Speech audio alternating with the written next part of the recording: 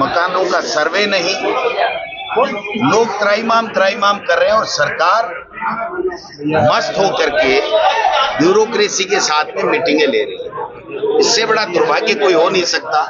राजस्थान की विधानसभा का मानसून सत्र आया, हमने सोचा कि सरकार इस बाढ़ के कारण से हुए नुकसान, किसानों की बर्बादी के ऊपर कोई चर्चा करेगी, कानून व्यवस्था के ऊपर कोई चर्चा करेगी, पंचायती राज और नगर निकाय के चुनाव नहीं हो रहे उस पर कोई चर्चा करेगी।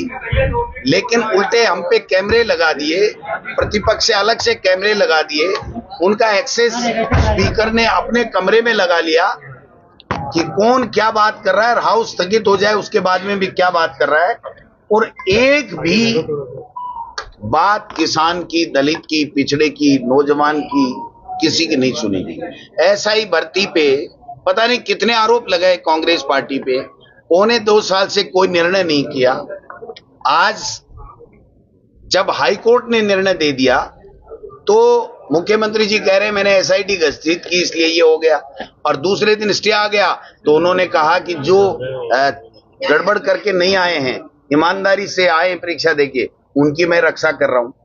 अरे बिन पैंदे के लोटे, ये सरकार बिन पैंदे की लोटा है, इधर इधर उधर इधर, कोई इनको पता नहीं है। जब तक केंद्र से पर्ची नहीं आती है मोदी जी, अमित शाह से या भारती भवन से, तब तक ये कुछ भी नहीं करते हैं।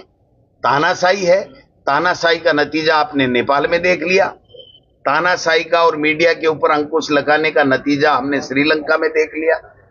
ईश्वर से प्रार्थना करते हैं कि पाकिस्तान, श्रीलंका, नेपाल, इन देशों में लोकतंत्र खत्म हो गया है, कहीं ये तानाशाह हमारे देश का लोकतंत्र खत्म ना कर दें। राहुल गांधी जी वोट चोरी पकड़ करके प्रमाण दे रहे हैं। चुनाव आयोग निकम्मेपन से ये कह रहा है कि आप शपथ पत्र दीजिए।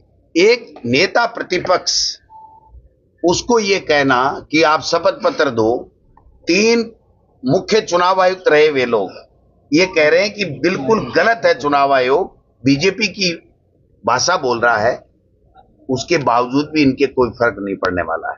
विदेशों में घूम रहे हैं मोदी जी और यहां लोग परेशान हैं, किसान बर्बाद हो रहे हैं। तो किसानों को उचित मुआवजा मिले, बेघर हो गए उनको आसियाना मिले, उनको मुआवजा मिले, जो बाढ़ से सड़कें टूटी हैं वो जल्दी से जल्दी ठीक हों, नौजवानों को नौकरियां मिले, बच्चों को अच्छी शिक्षा मिले, जो बीमार है उसको अच्छा चिकित्सा की सुविधाएं मिले।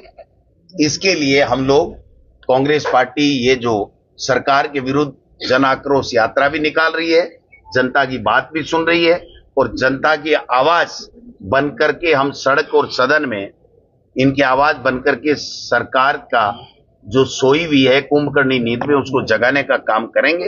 वो नहीं जगती है तो इसका परिणाम आप देख सकते हैं कि जो पंचायत चुनाव होंगे, नगर निकाय के चुनाव होंगे, उसमें इनका सुपड़ा साफ हो जाएगा।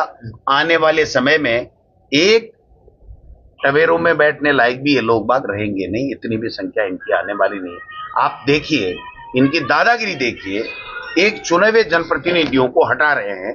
यहां लाडपुरा में प्रधान को हटाया, कोर्ट से आया, 24 घंटे में दोबारा हटा दिया।